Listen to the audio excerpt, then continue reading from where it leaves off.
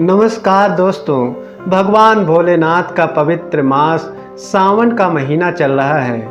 इस महीने में हम आप लोगों को 12 ज्योतिर्लिंग के दर्शन करवाएंगे और उनकी पौराणिक कथाओं के बारे में भी बताएंगे। तो वीडियो अंत तक जरूर देखें और वीडियो देखने के बाद में कमेंट बॉक्स में हर हर महादेव बम भोले शंकर जरूर लिखें। पहला ज्योतिर्लिंग है सोमनाथ ज्योतिर्लिंग। यह ज्योतिर्लिंग गुजरात प्रांत के काठियावाड़ क्षेत्र में समुद्र के किनारे स्थापित है।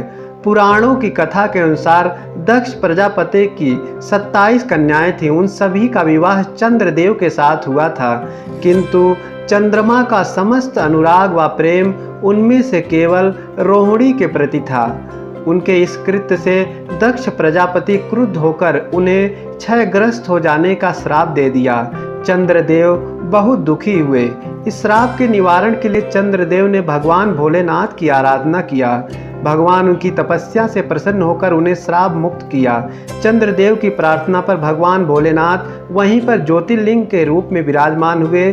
चंद्रमा का एक नाम सोम भी है। उन्हीं के नाम पर यह ज्योतिर्लिंग सोमनाथ ज्योतिर्लिंग के नाम से प्रसिद्ध हुआ।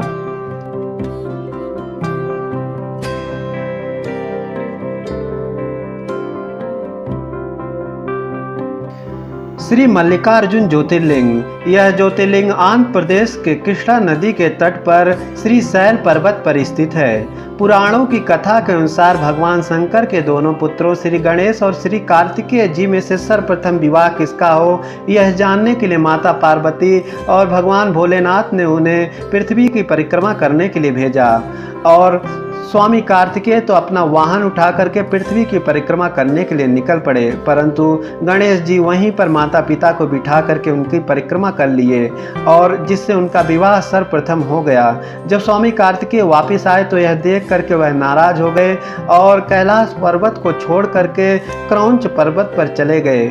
उन्हें मनाने के लिए माता पार्वती और भगवान भोलेनाथ वहाँ पर प्रकट हुए। जो ज्योतिर्लिंग वहाँ पर प्रकट हुआ उसकी अर्चना सर्वप्रथम मल्लिका पुष्पों से की गई, जिससे यह ज्योतिर्लिंग मल्लिकार्जुन ज्योतिर्लिंग के नाम से प्रसिद्ध हुआ। महाकालेश्वर ज्योतिर्लिंग। यह ज्योतिर्लिंग मध्य प्रदेश के उज्जैन में क्षिप्रा नदी के तट पर स्थित है। माना जाता है कि महाकालेश्वर ज्योतिर्लिंग स्वयंभू है, यानी स्वयं से उत्पन्न हुआ है। महाकालेश्वर ज्योतिर्लिंग की यह विशेषता है कि यह एकमात्र दक्षिण मुखी ज्योतिर्लिंग है। बाबा महाकाल की रोज सुबह 4 बजे भस्म से आरती होती है।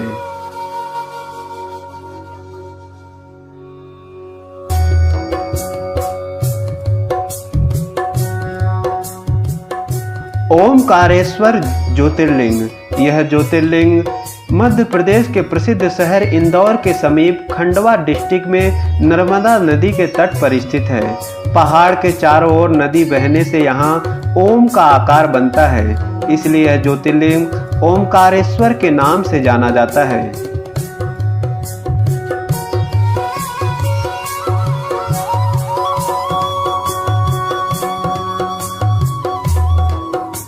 वैद्यनाथ ज्योतिर्लिंग। झारखंड के देवगढ़ डिस्ट्रिक्ट में बाबा वैद्यनाथ धाम है। यहाँ ज्योतिर्लिंग और शक्ति पीठ एक साथ है। पौराणिक कथाओं के अनुसार रावण ने भगवान शिव को प्रसन्न करने के लिए अपने 10 सिरों का बलिदान दे दिया था। भगवान महादेव प्रसन्न होकर के प्रकट हुए और उसका उपचार किया। तभी इस धाम को वैद्यनाथ धाम के नाम से जाना जाता है। भीमा शंकर ज्योतिर्लिंग। यह ज्योतिर्लिंग महाराष्ट्र में पुणे के पास सह्याद्री की पहाड़ी पर है। यहाँ से भीमा नदी उत्पन्न होती है। इसकी पौराणिक कथा इस प्रकार है कि त्रिपुरापुर नामक दैत्य काफी उत्पात यहाँ पे मचा रहा था। उसको खत्म करने के लिए भगवान शिव स्वयं यहाँ प्रकट हुए और उससे युद्ध किया और उसे खत्म कर दिया। कहा जाता है कि भीमा नदी भगवान शंकर के पसीने से निकली है, इसी से इस ज्योतिर्लिंग का नाम भीमा शंकर ज्योतिर्लिंग पड़ा। रामेश्वर ज्योतिर्लिंग, यह ज्योतिर्लिंग तमिलनाडु में रामनाथ नाम की जगह पर है। रामेश्वर ज्योतिर्लिंग की स्थापना स्वयं भगवान श्री राम ने किया था, तभी यह ज्योतिर्लिंग रामेश्वर ज्योतिर्लिंग के नाम से जाना जाता है। नागेश्वर ज्योतिर्लिंग, यह ज्योतिर्लिंग गुजरात में द्वारिका के पास दारुका नामक जंगल में स्थित है। शिव पुराण के अनुसार यहाँ नागों का जोड़ा रहता था जिनका नाम दारुका और दारुकी था। दारुकी माता पार्वती की भक्त थी, लेकिन दारुका उत्पात मचाता था। उसने सुप्रिया नामक शिव भक्त के साथ अन्य कई शिव भक्तों को बंदी बना लिया था। तब भगवान शिव वहाँ ज्योतिर्लिंग के रूप में प्रकट हुए।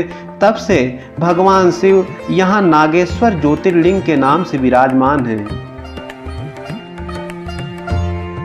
विश्वनाथ ज्योतिर्लिंग, यह ज्योतिर्लिंग उत्तर प्रदेश के बनारस शहर में स्थित है। कहा जाता है कि काशी नगरी भगवान शिव के त्रिशूल पर स्थित है। यहाँ कभी प्रलय नहीं होगी। यह नगरी गंगा नदी के तट पर है। अभी जो मंदिर यहाँ है, इसका निर्माण देवी अहिल्याबाई होलकर ने करवाया था।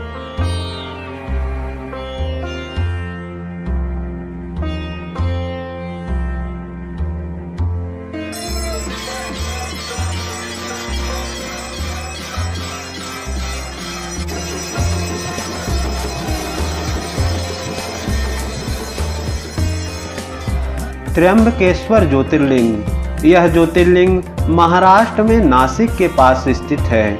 यह ज्योतिर्लिंग ब्रह्मगिरी पर्वत के पास है। यहीं से माता गोदावरी उत्पन्न होती है। माना जाता है कि माता गोदावरी और गौतम ऋषि के प्रार्थना पर भगवान भोलेनाथ यहाँ ज्योतिर्लिंग के रूप में प्रकट हुए।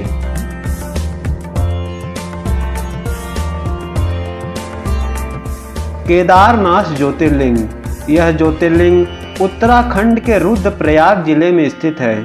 इस मंदिर का निर्माण पांडवों ने कराया था। महाभारत के युद्ध के पश्चात पांडव अपने भाइयों की हत्या के पाप से मुक्त होना चाहते थे। वे भगवान शिव का दर्शन करना चाहते थे, पर भगवान शिव उनसे रुष्ट थे और उन्हें दर्शन नहीं देना चाहते थे। इसलिए भगवान शिव बैल का रूप धारण करके केदारनाथ पहुंच गए, लेकिन पांडव उनका पीछा करते हुए वहां पहुंच गए। तब भगवान शिव धरती में समाने लगे, लेकिन भीम ने बैल की पीठ पकड़ ली। तभी यहाँ केदारनाथ शिवलिंग बैल के पीठ के रूप में है। भगवान शिव ने पांडवों के दर्शन दिए और उन्हें श्राप से मुक्त किया। घुसमेश्वर ज्योतिर्लिंग, यह ज्योतिर्लिंग महाराष्ट्र में औरंगाबाद के पास स्थित है। शिव पुराण की कथा के अनुसार घुस नाम की एक शिव भक्त थी। उसके पुत्र की हत्या उसकी ही बहन ने छल द्वारा कर दिया था। अपने भक्त पर इस तरह अन्याय होता देख भगवान शिव वहां पर प्रकट हुए और घुसमा को दर्शन दिए। तब से भगवान शिव यहाँ ज्योतिर्लिंग के रूप में विराजमान है और यह ज्योतिर्लिंग घुसमेश्वर ज्योतिर्लिंग के नाम से प्रसिद्ध हुआ। तो ये हैं हमारे बाबा भोलेनाथ के 12 ज्योतिर्लिंग।